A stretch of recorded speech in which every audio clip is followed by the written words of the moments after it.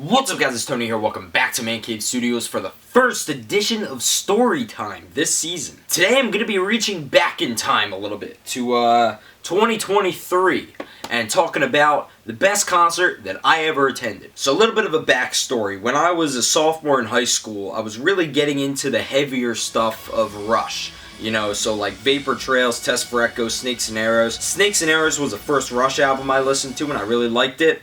But I was, a fan of pretty much all Rush. My dad got me into all of Rush. But by the time I got to high school, I was really getting interested in the heavier stuff.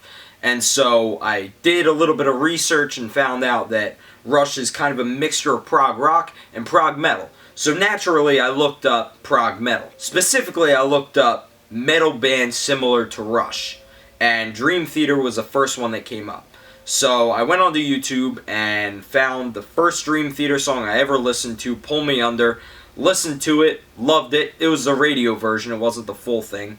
And so that was that. And then I was a Dream Theater fan from that day forward. That was in, I think, March of 2017. So in November of 2017, I see Dream Theater live for the first time. To that point, I hadn't been able to convince my dad that they were a good band.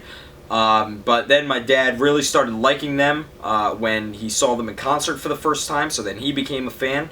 And when Distance Over Time came out in 2019, that was our jam the whole year. Every time we were going to, this was back when I had Philadelphia Union season tickets with him, we were listening to that album every game that we were going to see the Union. So we saw them 2 times that year. We saw them live in April 2019 in Philly, and in October 2019 in New Brunswick. Now, about 6 weeks after that, I'm sitting in my college dorm room. I'm a freshman in college at this point, and just going through Spotify and YouTube and trying to find, basically artists similar to Dream Theater, maybe even a little bit heavier, when Seventh Wave by Devin Townsend comes on. And I get about midway through Seventh Wave and think to myself, hey, this is really good. So I listened to the first 3 songs off of that album, Ocean Machine, before I get picked up from college. I think I went to Pizzeria Uno or something with my mom. And then I come back and I listen to the full album, and that was that. That was my start of really loving Devin's music. And at the time, I didn't realize how significant that would be. You know, I listened to Ocean Machine. Later in the month, I listened to Infinity for the first time, and then Terria. I like to go kind of sequentially in chronological order of when albums were released when I'm listening to new music. I've definitely mentioned that before. And I got to Accelerated Evolution, and that was the album I was listening to when COVID started. And so going through the albums after Accelerated Evolution during COVID, Devin's music kind of guided me through that, in a sense. Everything basically from Synkestra to Ghost, I kind of listened to during that time span. So in April 2023, I haven't seen Dream Theater live still in about 3.5 years.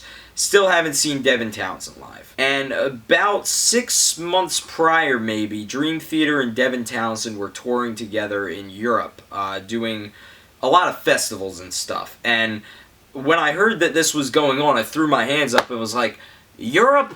Not North America? Really? Well, in April of 2023, they announced Dream Sonic, along with Animals as leaders. Instantly, I knew I was going to that concert. That wasn't even a question. The back and forth in my mind a little bit was, how close am I going to get? You know, how much money am I willing to spend on this concert? The answer was, there was no limit. You know, I realized that this was a once-in-a-lifetime kind of thing. I'd already had a full-time job by this point, and even if I hadn't, I had enough money saved up, regardless, so I knew I was going to get as close to the stage as possible.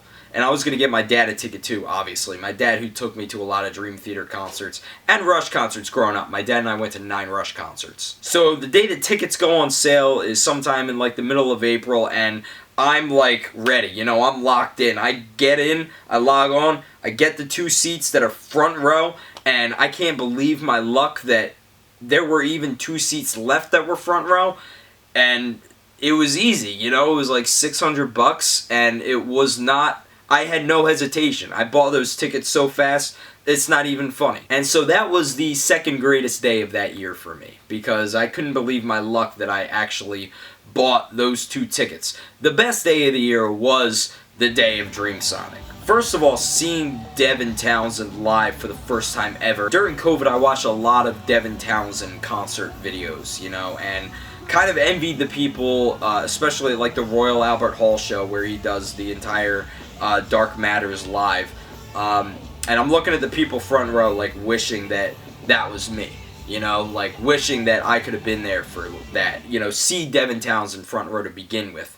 And so, seeing him live for the first time in that seat, you know, that I've been envying for years, was just absolutely amazing. And it was a great set. Dream Theater had a great set. That was the first time I'd ever seen Dream Theater front row. That was the first time I'd seen any concert front row ever, you know, a concert of that scale anyway. That was a fantastic day. I have no regrets at all about how much money I spent on that, or anything about that. And Animals as Leaders was really good too. You know, I'm not, I'll admit, the biggest fan, but that was pretty cool seeing them live and front row. I did vlog that concert and put that on this channel, so feel free to check that out. I'll leave a link to that in the description. But yeah, that was a once-in-a-lifetime opportunity, and arguably probably the greatest day of my life. Hence why there's a storytime video about it. You know, how could I not make a storytime video about the greatest day of my life? Anyways, that's going to be it for this video. Thank you guys very much for watching. Let me know what your favorite concert that you've ever seen live is. And yeah, peace out, broskies.